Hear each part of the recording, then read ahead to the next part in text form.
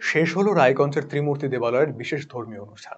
সমাপ্তি অনুষ্ঠান ঘিরে ভক্তদের ঢল নামে শনিবার।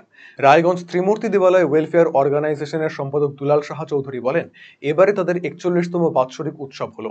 প্রতিবারের মতো এবারও নিয়ম মেনে শিবরাত্রির দিন থেকে শুরু হয়েছিল উৎসব, যা 4 দিন ব্যাপী চলে। শনিবার মহাপ্রভুর ভোগ নিবেদন করা হয়।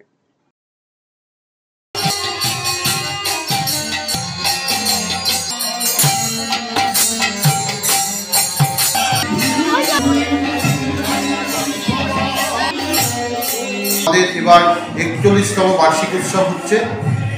এই 41তম বার্ষিক উৎসব প্রতিবারের ন্যায় এবারও শিবরাত্রির দিন শুরু হয়েছে। আমাদের 4 দিন ব্যাপী এবার প্রোগ্রাম চলছে।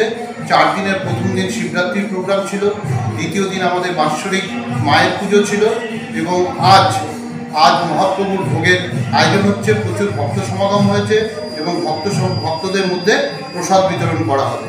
যেহেতু এবার উচ্চ মাধ্যমিক পরীক্ষার সামনে, সেহেতু আমাদের যে সাংস্কৃতিক অনুষ্ঠান হয়, এবার সাংস্কৃতিক অনুষ্ঠানগুলো পরীক্ষার কথা চিন্তা করে বন্ধ রাখা হয়েছে। আপনি কি দীর্ঘদিন থেকে পেটের বিভিন্ন সমস্যায় ভুগছেন, গ্যাসের সমস্যায় ভুগছেন? তাহলে আপনার জন্য সুখবর।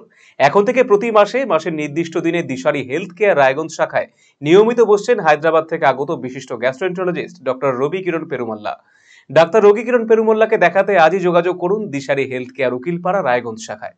যোগাযোগ করুন 7477785509, 7477785512 এই নম্বরে।